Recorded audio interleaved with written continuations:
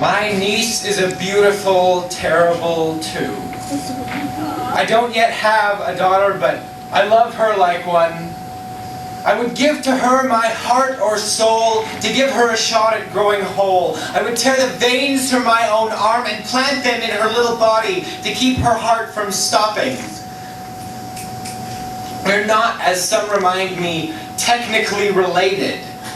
But I learned a long time ago that family has little to do with blood and everything to do with love. I had to learn it when my parents divorced and I was left with the shattered scraps of a so-called normal life.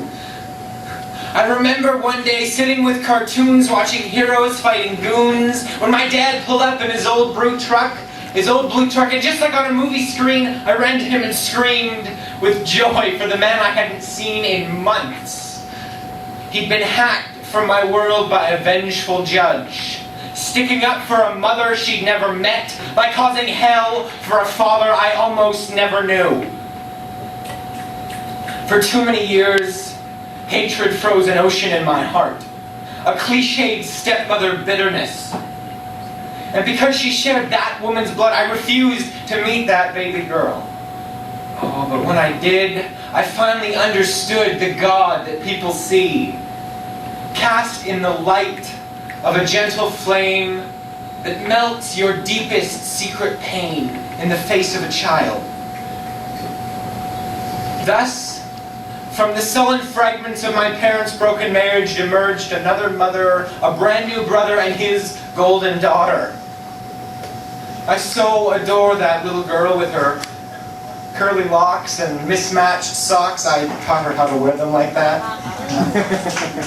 Our two lives are bonded by the love I have for her that never will be severed, and by the past I have in common with her future filled with agonizing hells.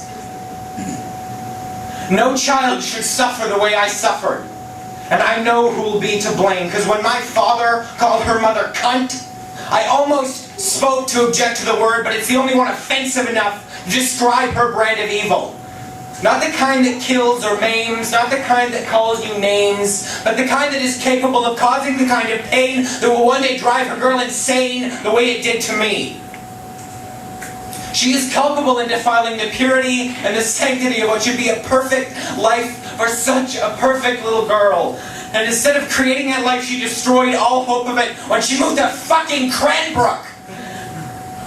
So now I lay awake at night imagining a little girl asleep, reaching her arms for a father 1,000,000 miles away and fading even from her dreams. So I stand on this stage, tear at scars that plague my past, hunt ghosts that haunt me fast, and pledge myself to her defense until the very last breath that I shall breathe. I don't yet have a daughter, but I love her like one.